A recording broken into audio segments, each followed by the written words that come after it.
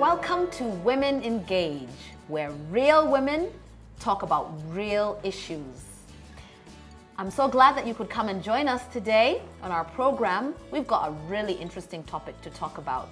If you want to get involved in our topic, please engage with us by going onto our website, www.ecdadventist.org, and click on Women Engage. From there, you'll be able to send your comments, discuss with other women, and just add to our topic. Our panelists will also go on there once in a while, and you might be able to engage with them as well. I wish to introduce to you the lovely ladies on our panel today, and I'm going to ask that they tell us their name and give me just either a word or a phrase to describe a strength that you have. So I'll start. My name is Jocelyn Isabirye. I think a strength that I have is, I think I'm a good talker. My name is Yetunde. I think one of my strengths is in the fact that it's always about integrity for me when I relate with people or when I'm in the workplace or in any relationship. I like people who are honest and straightforward. Whatever they say is what it is, not what you have to interpret it to be. Okay. My name is Debbie Maloba. For me, one of my strengths, I think I'm committed, to what I do, and I also like those who are with me, surrounding me in my group, also to be committed to what we do. I am Caroline Coralie, and I'm a very honest person, though it will sometimes take me to lose people because of my honesty. Okay. I am Marianne Razafia Rivoni. I think one of the major strengths is that no matter how difficult people are around me, I find a way to get along with them. And I'm Margaret Mutero. One of my strengths is encouraging others. Okay, thank you ladies and welcome. So our topic today is a woman's self-worth and self-esteem. Now ladies, how many of you, when I told you that I wanted you to say something positive about yourself, how many of you had to think a little bit and felt a little bit uncomfortable? Was it easy for you to say something positive about yourself, or did you find that you had to think a little bit about it, and how easy did you find that to do? For me, it was easy because that is what I live, and I know it. Yeah. Okay. Yeah, it was easy for me to give. Okay. Yeah. For me, it was easy, but you have to find the right words to say that. Exactly, yeah. I was looking for the words, the right words to use without making too many long sentences. Okay. Yeah. All right. Margaret, what about you? Sorry.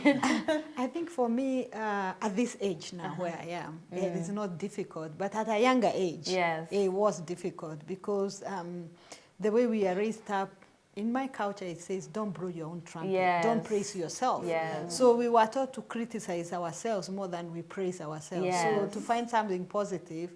But as I've grown, I've learned that I have to embrace who I am. Yes. And look at both the positive and the negatives about who I am and accept them. Yes. Yeah.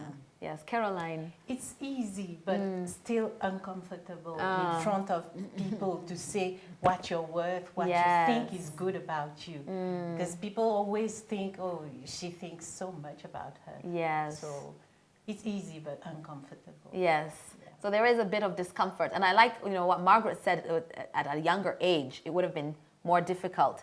And I think as we grow older and become more confident in who we are, it's easier to articulate. But I think I can relate also. I think it's become easier for me to speak positively about myself. But other things, even when you know it and you think it, you don't want to articulate it lest you sound arrogant. Yes. And there's always that sense of, not wanting to look like you're full of yourself. And part of it is culture. It is culture where we're told, to be humble, you need to not be boastful.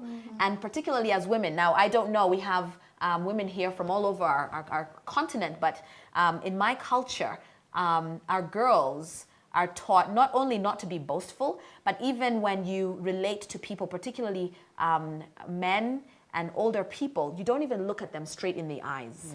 You know, a humble girl keeps her head averted. She does not look at a man straight in the eyes. If you do, it's seen as being arrogant, and you know, so you're taught to be humble, to be not to brag, not to say all these things about yourself.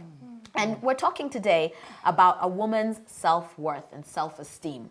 It looks like, you know, we have women here who have good self-esteem, but what does that mean? What is self-esteem? What is self-worth? How would we define it? I believe it's an appreciation of your values, of your inner thinking, your self-thought about yourself. Is an appreciation. Is when you think of yourself without anybody watching, you feel like, yes, I'm making a contribution, I am here for a purpose, I am important, I'm loved. Yes. So I believe this is what self-worth is all about. And so even if others may somehow say things like arrogant or things like you're being boasting or anything, even if they say it, my self-talk says differently. So to me, that's what self-worth is all about. Okay.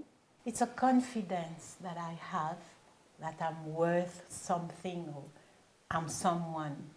And that confidence, I need to show it. I need to show it because that's what builds me up, what I am worth. It's no one else.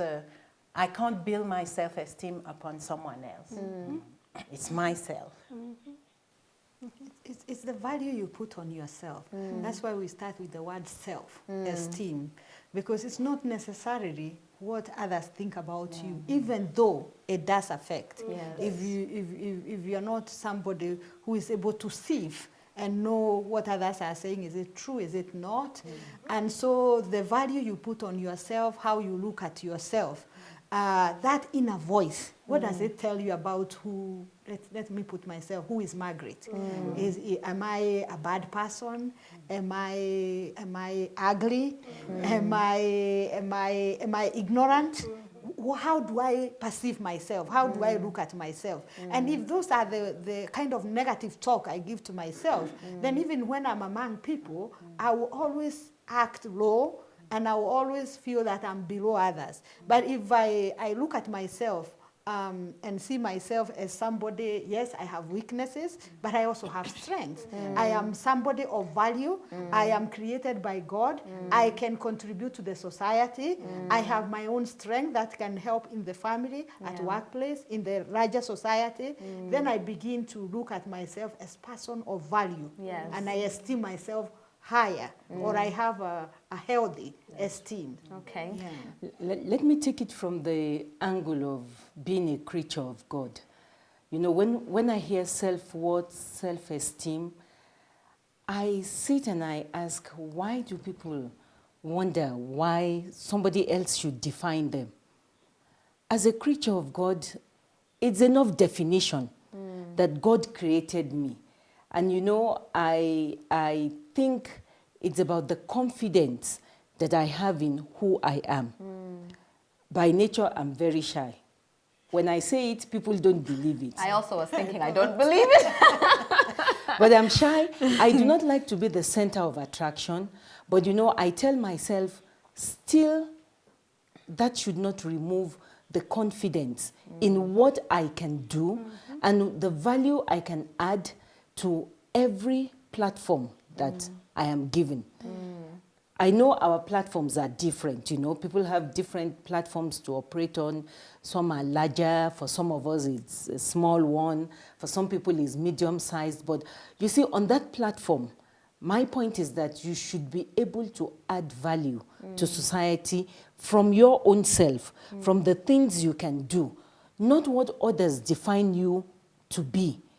I go for women's program and I tell them, please describe yourself. Don't tell me you are married. Before you were married, you were a human being. Before you were married, you had certain character traits that the man saw and made him think, oh, I can live with this one for the rest of my life. But most of the time, women like to define themselves based on other things. I'm a married woman. It's not a crime to be married. Neither is it a crime to be single. But you know, when you are asked to define yourself, talk about the things that are of you. Yes. Yeah, the things that are of value in you, not the external things. It's not about your degree. It's not about the position you hold in the workplace. You know, the things that are of value to you are the things that define your success. Yes. And that's why everybody can be successful on their own platform. Okay. There's enough room for each person. Okay. Yeah. Yes. I want to go back to something that Margaret said about self-talk. I think that was important. She talked about, you know, regardless of what other people say about you, you know, what do you tell yourself in your innermost thoughts? What do you think of yourself? Maybe I just want to ask a question. When can I believe my self-talk? Because my self-talk might not necessarily be the truth. If everyone else tells me I'm a bad person, but I tell myself I'm a good person, it could be that actually I am a bad person. You know, when do I believe my self-talk? What should my self-talk be based on in order for that self-talk to be healthy? How can I know I have a healthy self-talk? I think it has to be based on reality, first of all. Okay. Secondly, there are those who are close to you and love you, and they will be able to tell you the truth if you are not self-aware, because Yes. it also comes with self-awareness. There are those who really love you, who will tell you the truth if you are ready to listen to it. But above all, I believe each one of us, if we didn't dig deep in ourselves, we didn't know who we are. We may not know everything about, like a car, we have the blind spots, but we do know quite a large percentage of who we are. And when I was talking about self-talk, there is negative and positive self-talk. Yes.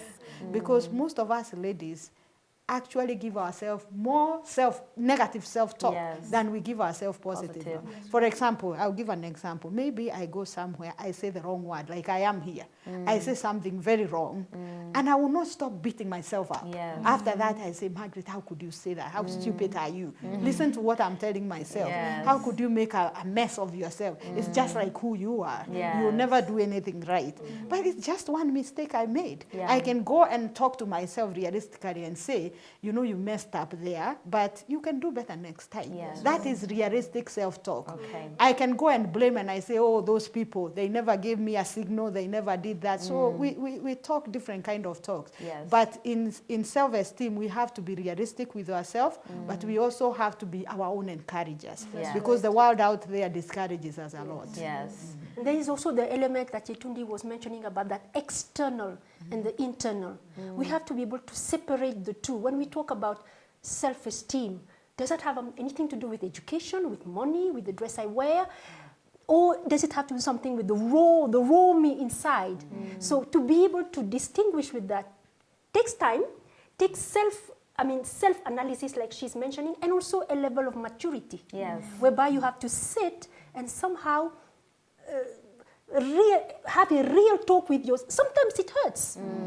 So like, for example, I'm saying like, I get along a lot with people. It's true. But sometimes also, I may be too docile or whatever. I have to tell myself that. And say, man, there is a time sometimes you have to be assertive. I am not. And sometimes it's good for me, myself, to say that rather than somebody outside. Yes. But then on what basis am I saying that? Am I saying that because somebody did not give me that promotion? Or because somebody did not give me, we have to distinguish the external of our world with what is really there standing naked. Excellent. Okay, thank you, ladies. So we're going to take a short break, and then we'll be back with real women talking about real issues.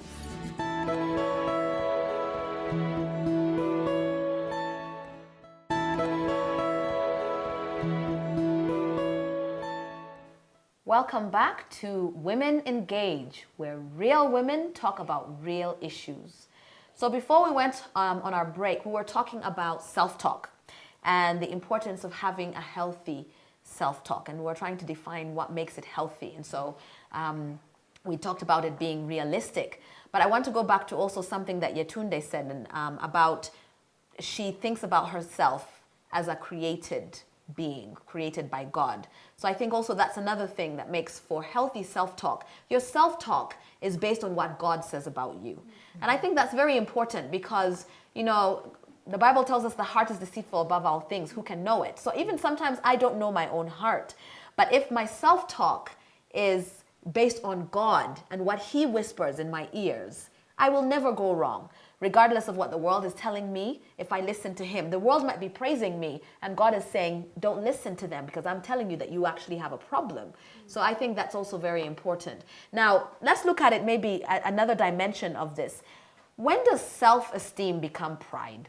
In my culture, even a girl who speaks and looks, I don't know if anyone else shares that a similar type. You also have it in Nigeria. Yeah. So in Uganda, you know, in some of our cultures, just a girl, a 12-year-old girl looking and speaking to grown men with eye contact is already, she thinks too highly of herself.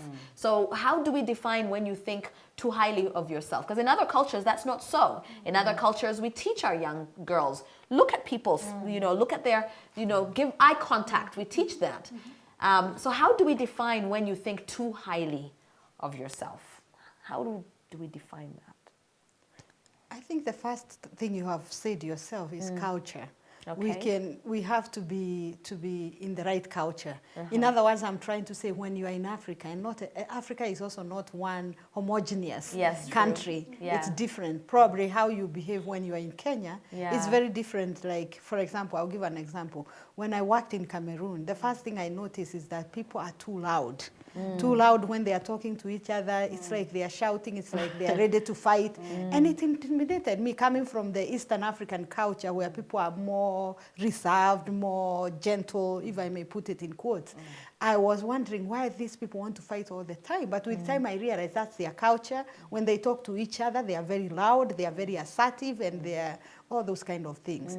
So within the culture, if in your culture, you are not supposed to look at a man straight in the eyes as you talk, then when you do that, you are going against the grain, and those people will be offended by what you are doing. But in another culture, then if you look down, then it's offensive to those people. Yes. So I think we have to be in the right, especially if you are born there. Yes. That is when people say, I think people forgive a stranger or a foreigner, but if you are born there and they know you understand the culture, and you're just bringing this foreign culture to them, that's when they get offended. But coming back to your question about pride and self-esteem, when you value yourself, you know, pride is where, to me, I feel is where you try to make yourself better than anybody else. You feel you are more important than other people. But good healthy self-esteem is where you know you are positive and you affirm yourself, but you also affirm others. Yes. For example, Marianne may have a strength I don't even have,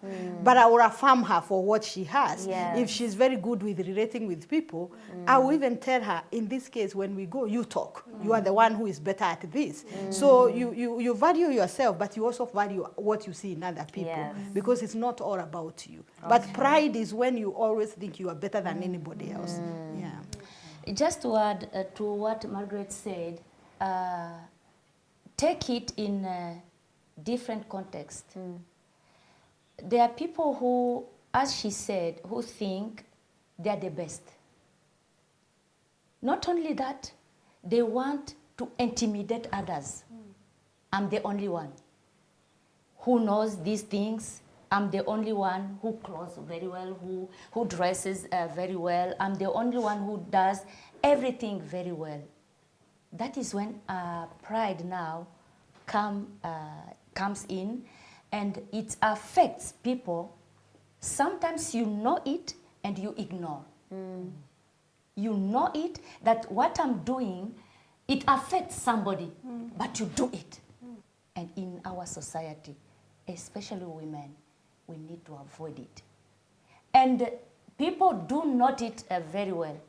I will not say, I don't know the attitude I'm taking towards people if it hurts. We know it very well, but because this is one of my characters, I keep on doing it, knowing that I hurt others. And it is very, very, very difficult and very challenging in the society. Yeah. Coming back to society, I think we too often we define our self-esteem, our self-worth because of the society. Well, as women, we're talking about women and self-esteem, self-worth. We are all married women. When we get married, we take our husband's name. So coming from a different culture, I learned that when I came here, I was called Mama Joy. But where's Caroline? So I'm always Mrs. Coralie, my husband's name, and now I'm Mama Joy. Where's Caroline? Where's myself? Where's me? So how do I define my existence, the reality of what I am? So I have to embrace that culture, but sometimes I argue with people I'm close with. I'm like, no, I'm not Mama Joy, I'm Caroline. So that's why I kind of don't like titles. It will always go Sister Coralie, Mama Joy. Okay, it's respect. I respect your culture. But please give me some value, some worth. So that's how sometimes society put us down. Yes. Without realizing we are called by someone else's name. That's true. I'm not born Mrs. Coralie. My birth certificate is Caroline. So I think this also calls for attention. And that's interesting because as Caroline talks about how she's defined by her motherhood and by, you know, the fact that she's someone's wife, that can also lead to low self-esteem. What happens when you are a young woman and you're not married? Yeah. What happens to your self-esteem? Because you're not Mrs. So-and-so. It doesn't matter how eloquent, beautiful, talented, educated you might be. The fact that you don't have a Mrs., it will affect your self-esteem. Or you get married, but you're not a mama anyone. Then that also affects, because the society says, now you're married, you've ticked that box. Now the next box is you've got to become a mother. And without that, then again that affects your self-esteem. I think what you have brought up, Jocelyn, it's key. And a lot of women struggle with this, and you virtually have no one to turn to. Caroline is brave enough. I remember one day I called her Mama AJ. And she looked at me and she said, if you are truly my friend, you will call me Caroline. So we joked about it. And, you know, I understand where she's coming from.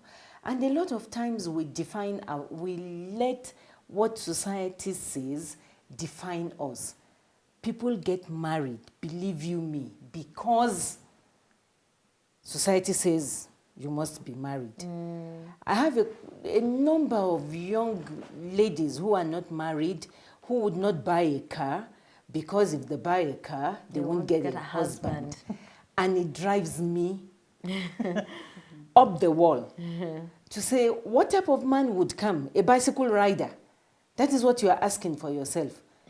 I know you are not getting into the marriage because of the money, but at least if you have worked to the level where you can do something for yourself, please go ahead and do it.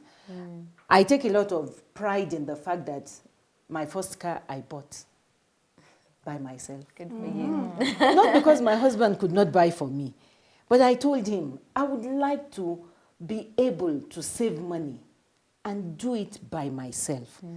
And he only looked at me and he said, it's okay.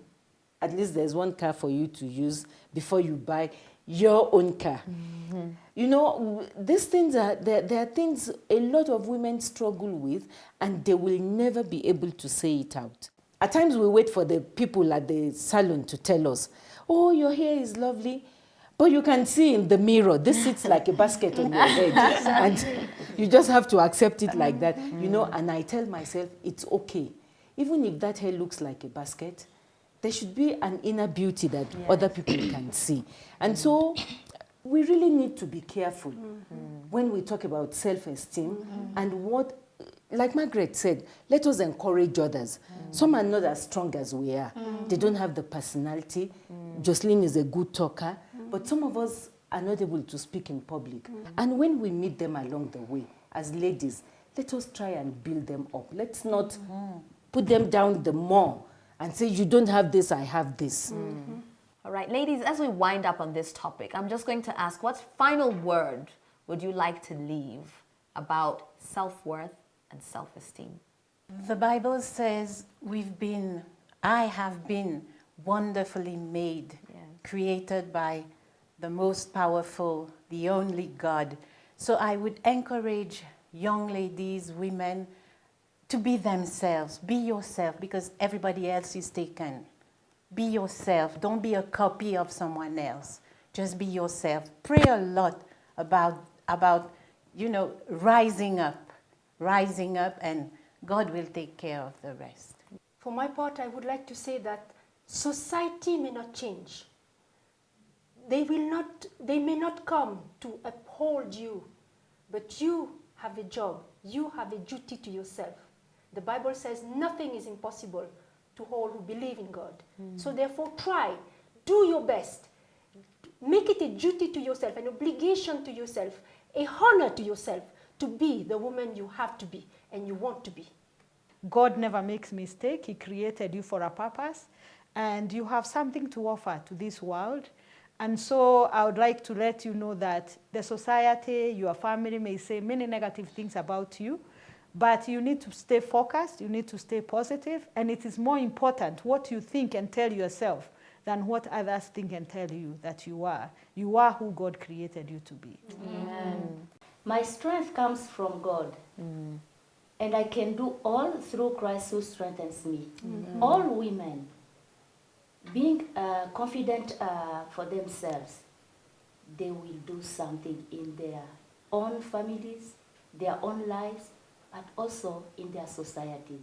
Okay, I think every woman, every lady, every girl should see herself as important to society and to herself.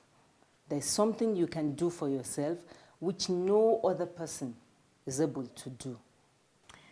You know, there is just so much that we could have talked about this topic, but unfortunately, we have run out of time. So today we've been talking about our self-worth, our self-esteem, and how valuable we are, created in the image of God. Beautiful women, girls, and men, all of us created in the image of God. Let us be proud of our image and who we are. Let us speak positively about ourselves. Positively based on reality, but above all, positively based on what God is speaking into our lives. Keep in touch with us through our website, www.ecdadventist.org, and click on Women Engage, and we will continue this discussion and many others.